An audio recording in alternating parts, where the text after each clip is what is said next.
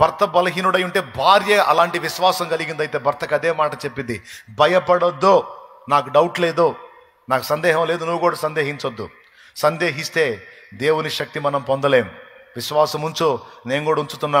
నా ప్రభు నిన్ను లేపుతాడు, నా ప్రభు మనల్ని విడిపిస్తాడు, నా ప్రభు మనల్ని బంధకాల్లోంచి విడిపిస్తాడు, నా ప్రభు స్వస్థపరుస్తాడు, నా ప్రభు మన ఆర్థిక దరిద్రతని తొలగిస్తాడు.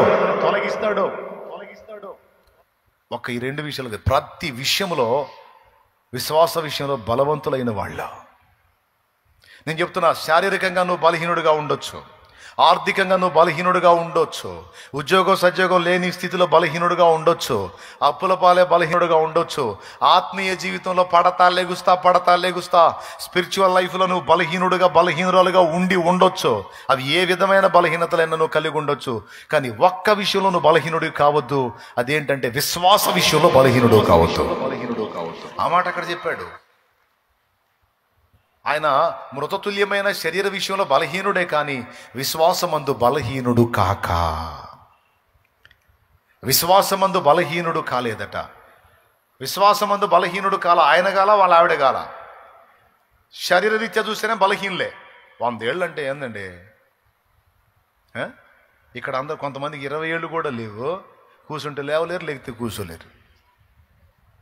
అన్నీ వాళ్ళ అమ్మ చేయాల.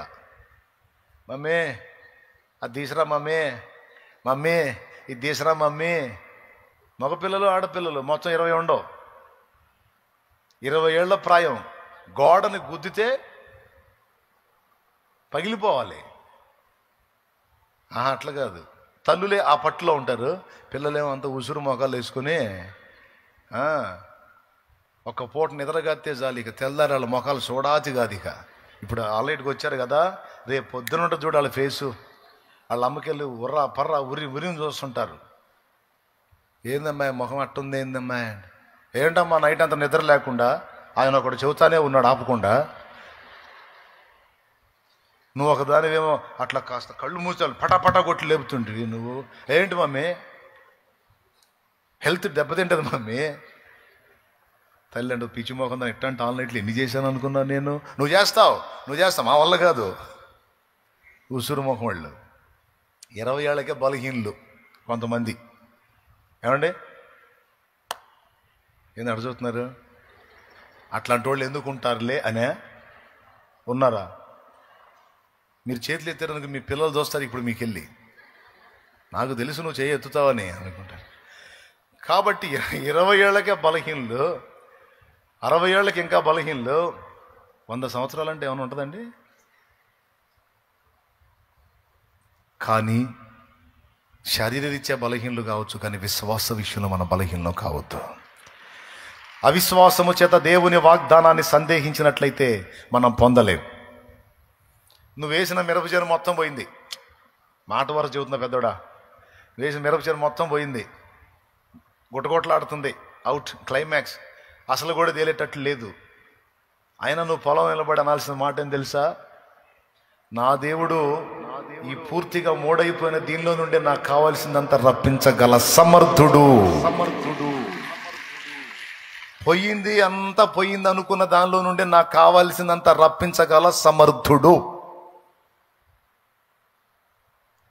అనే దమ్ము, అనే విశ్వాసం, అనే నమ్మకం, అనే నిశ్చయత ఎంతమందికి ఉందో వాళ్ళు తప్పకుండా ఆశీర్వదించబడతారు, తప్పకుండా పొందుతారు దేవుని. ఎందుకంటే అబ్రహాం పొందాడు. ఆయనే లెక్క పెట్టలేనంత సంతానాన్ని నిజంగానే పొందాడా, పొందలేదా? దేన్ని బట్టి పొందాడు? దేవుడిచ్చిన ప్రామిస్ నెరవేరిందా, నెరవేరలేదా? దేన్ని బట్టి? దేవునికి స్తోత్రం కలుగునుగాక. అయిపోయింది ఒకటి. ఇక రెండవది, వాగ్దానం నెరవేరకపోవడానికి రెండవ కారణం ఏంటంటే చేసిన వాగ్దానాన్ని దేవుడు నెరవేర్చినట్లు దేవునికి ప్రార్థన చేయకపోవటం, దేవునికి గుర్తు చేయకపోవటం. వాగ్దానాలు బోల్డన్ని పొందుకొని ఉన్నాం మనం, కానీ ఆ వాగ్దానాలు నెరవేర్చబడినట్లు మనం దేవుని యొద్దకు ప్రార్థనలో వెళ్ళాల్సి ఉంది. ఇది కీలకమైన విషయమే. వాగ్దానాలు ఉండగానే సరికాదు, వాటిని పొందటానికి ప్రార్థన కూడా అవసరం. ఇస్సాకుకి దేవుడు వాగ్దానం చేశాడు, ఇస్సాకు చేశాడా వాళ్ళ డాడీకి చేశాడా వాగ్దానం? వాళ్ళ డాడీ ఎవరు? అబ్రహాం. ఆయనకి ఏమని ప్రామిస్ చేశాడు? నీ సంతానాన్ని ఆకాశ నక్షత్రముల వలె సముద్ర తీరమందుండి ఇసుక రేణువుల వలె విస్తరింపజేస్తాను అనే ప్రామిస్ వాళ్ళ నాన్నకుందా లేదా? ఉందా లేదా? రైట్. కానీ వాక్యం ఏం చెప్తుందో తెలుసా? తండ్రికి ఇచ్చిన వాగ్దానం కొడుకు జీవితంలో నెరవేరలా. మరి ఇసుక రేణువులు అంత సంతానం ఎప్పుడైద్ది? ఆయనకు పుట్టిన పిల్లలకి పిల్లలై, వాళ్ళకి పిల్లలు పిల్లలు పిల్లలు పిల్లలు పిల్లలు పిల్లల పిల్లలై అంత డెవలప్ కావాలి. కానీ విచిత్రం చెప్పన, అబ్రహాము కొడుకైన ఇస్సాకే సంతానం లేదని బైబిల్లో రాస్తుంది ఆదికాండంలో. ఏ కారణాన్ని బట్టి పొందలేకపోయాడు? దేవుడు ఈ సంగతి ఎందుకు మాట్లాడుతున్నాడో దయచేసి మనస్కరించండి. చెప్పమంటారా, ప్రార్థన చేయమంటారా? నేను ఎందుకు ఆపుతాను? చూడు, ఆదికాండం ఒక్కసారి ఆ వచనం తీయండి. 25వ అధ్యాయము